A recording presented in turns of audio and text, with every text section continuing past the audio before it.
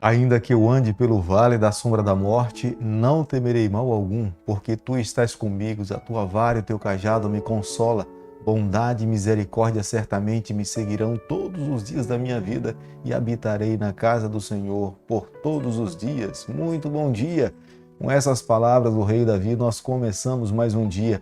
Era a maior convicção e certeza que Davi tinha ao seu lado, era a presença do seu Deus. É a razão pela qual ele pulava muralhas, é a razão pela qual ele vencia os gigantes, é a razão pela qual ele lutava com leões. Nós, nessa manhã, não podemos sair para o nosso dia a dia sem que, primeiramente, também nós tenhamos a certeza que o Deus de Abraão, que o Deus de Isaac, que o Deus de Jacó está ao nosso lado para suprir todas as nossas necessidades. Nós queremos a cada dia submeter a nossa vontade à vontade do Senhor.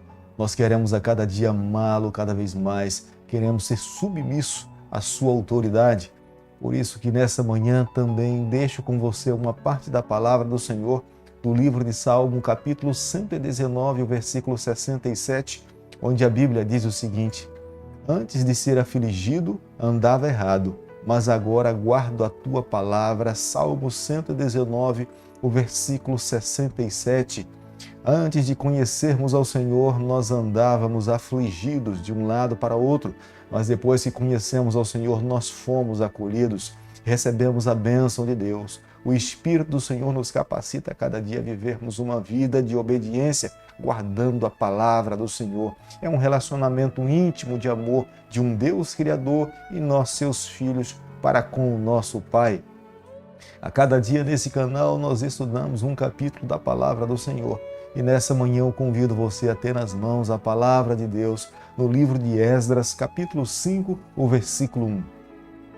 Ora, os profetas Ageu e Zacarias, filho de Ido, profetizaram aos judeus que estavam em Judá e em Jerusalém, em nome do Deus de Israel, cujo Espírito estava com eles. Quando nessa vida pessoas grandes, pequenas, juízes, prefeitos ou governadores ou até presidentes se opuserem a você, tenha certeza de uma coisa: se você está do lado do Senhor. Quando nós estamos do lado do Senhor, a vitória está garantida, mas se estivermos longe do Senhor, nós iremos fracassar em todo momento. Nesta manhã, diante do capítulo que nós estaremos estudando, a palavra do Senhor nos exorta a cada dia a vivermos ao lado de Deus. Aqueles que andam ao lado do Senhor, mesmo que se deparem com problemas, com luta, com dificuldades, irão alcançar a vitória. Viver uma vida nessa terra sem ter a certeza da bênção de Deus, ou a mão do Senhor sobre a nossa vida, é viver uma vida vã. Por isso que nós somos chamados nessa manhã, nesse momento, nos voltarmos para Deus, amar ao Senhor e desenvolver um relacionamento sólido com o Senhor. Se nós estivermos ao lado do Senhor, mesmo que uma multidão se levante contra nós, nós precisamos apenas esperar o momento e celebrarmos a nossa vitória, é mantermos a fé. Os profetas Ageu e o profeta Zacarias, eles começaram trazendo uma série de mensagens reveladas pelo Senhor ao seu povo, para que eles não pudessem esmorecer. Eles deveriam marchar, eles deveriam dar continuidade na reconstrução do templo. Essas mensagens começaram eles a receber no dia 29 de agosto do ano 520 e teve continuidade até o dia 18 de dezembro do mesmo ano. Fica muito evidente para nós nessa manhã que mesmo após o exílio, Deus ainda continuava a falar com o seu povo através dos profetas. Era a palavra revelada de Deus, é o assim diz o Senhor. Aqueles que estavam dispostos a viver uma vida vitoriosa deveriam colocar as suas vidas em harmonia com a vontade de Deus, com a sua palavra. Ela é viva, ela é eficaz, ela nos ensina o caminho, ela molda o nosso coração. Quando a palavra de Deus fala, é Deus falando conosco. É por isso que em nenhum dia nós devemos viver uma vida sem ouvirmos a palavra do Senhor. No capítulo 5 que nós estamos estudando nessa manhã, fica evidente para nós que nem todos os problemas que levaram ao povo a parar a construção foi em decorrência de calúnias. O povo de Deus também perdeu o foco do que era prioridade e pelo fato de não ter priorizado aquilo que deveria acontecer, as obras acabaram sendo interrompidas. Diante de toda a oposição que o povo de Deus estava sofrendo, muitos se sentiram desanimados. E foi necessário que mais uma vez Deus enviasse 2 profetas para reanimar aqueles que estavam desanimados. E depois de terem ouvido a palavra do Senhor, a revelação divina, mais uma vez eles cobraram ânimo.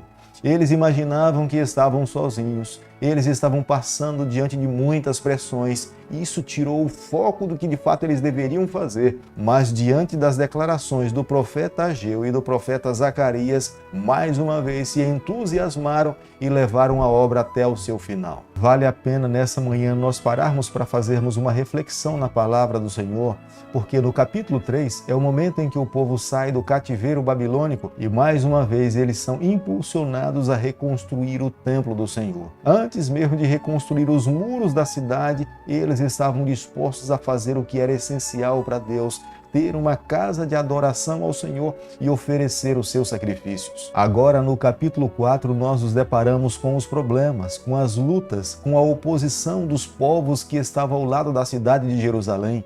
Eles sabiam que se Jerusalém fosse reconstruída, tendo Deus ao seu lado, era uma nação forte, eles se tornavam invencíveis. Por isso que eles estavam se opondo à reconstrução do templo e dos muros de Jerusalém. Agora, mais uma vez, a reconstrução do templo é tomada. Depois de um período de aproximadamente 15 anos, a reconstrução é tomada com toda a velocidade. Eles sabiam da importância de reconstruir e estabelecer o laço de amor com o seu Deus. Por isso que eles priorizaram a construção do templo, mesmo antes de completar a obra dos muros da cidade de Jerusalém. Embora o povo do Senhor estivesse em Judá e em Jerusalém, pelo fato deles ainda estarem sob o domínio persa, eles precisavam da autorização persa para que eles pudessem dar continuidade na obra que eles estavam realizando. Embora vivendo em Judá e em Jerusalém, eles não eram completamente livres. Mas nessa manhã nós precisamos parar para entendermos uma verdade. O Deus que servimos é um Deus que lida com os problemas, é um Deus que lida com a burocracia, é um Deus que dissolve as dificuldades que nós podemos encontrar na nossa trajetória se nós nos submetermos à vontade do Senhor, se nós permitirmos que Ele conduza a nossa vida. Tenha certeza, não há problema, não há dificuldade, não terá batalha que o teu Deus não poderá resolver para você. Embora muito israelita estivesse desanimado porque eles acreditavam que jamais poderiam construir uma obra da grandeza como da primeira, que o templo que Salomão levantou, mas Deus, através do profeta Ageu, estava dizendo que eles deveriam dar continuidade, que a grandeza do segundo templo iria se sobrepor à grandeza do primeiro templo. Deus queria derramar bênçãos sem medidas muito maiores do que as primeiras que tinham caído no período de Salomão. Ia depender de cada israelita, ia depender de cada adorador. Se eles se mantivessem fiéis ao Senhor, leais a Deus, a grandeza do segundo templo seria muito maior. A grandeza de um templo não depende das mãos que constrói, mas a grandeza de um templo depende daquele que habita dentro desse templo. Era por isso que Deus estava dizendo ao seu povo, se eles confiassem, se eles se mantivessem fiéis, seria o Deus criador de todas as coisas que os abençoaria. Era o próprio Deus que estava se colocando para lutar a batalha do seu povo. Os muros estavam derrubados, os muros estavam vulneráveis, mas eles não deveriam temer. Mesmo diante dos seus adversários, eles deveriam confiar no Senhor. Se eles confiassem nas suas espadas, no número de soldados e deixassem de crer no Deus de Abraão, no Deus de Isaac, eles perderiam toda a batalha. Porque lutar com Deus não depende da quantidade de soldados, mas depende da presença do Deus de Abraão. Se Ele está ao nosso lado, mesmo que estejamos só, nós venceremos. Mas se estivermos longe do Senhor, mesmo que tenhamos um maior exército, nós iremos perder a batalha. Por isso que nesse momento nós somos convocados, nós somos chamados a depender dEle, a confiar no Senhor, a nos colocarmos nas suas mãos e dessa forma nós alcançaremos a vitória. Porque o Deus que nós servimos jamais conheceu a derrota. A grandeza de um homem de Deus não se mede somente pelas realizações ou obras que ele consegue construir, mas a maneira de nós conseguirmos mensurar o tamanho de um homem de Deus é como ele age diante dos seus problemas, diante das suas lutas. Zorobabel e Jesua, no momento de oposição, no momento em que estavam sendo ameaçados por outros povos, eles escolheram confiar em Deus. Eles fizeram um discurso levando toda uma nação a confiar no poder do Senhor. E era nesses momentos mais difíceis das suas vidas que Deus se revelava a cada um deles através dos profetas. Isso fortalecia a fé do povo e os entusiasma cada vez mais a marchar. Querido amigo, nessa manhã, ao concluirmos o estudo do capítulo 5 do livro de Esdras, eu e você, nós precisamos pararmos para fazermos uma reflexão. Onde é que está a base da nossa confiança? Quando nós, com a palavra de Deus aberta no capítulo 5, nós vemos que os muros da cidade de Jerusalém ainda estavam derrubados, eles estavam reconstruindo. Mas Deus estava dizendo ao seu povo que a base da sua confiança não era nos soldados, nem muito menos nas armas. Eles deveriam crer no braço do Onipotente. E não pode ser diferente nos dias em que nós estamos vivendo.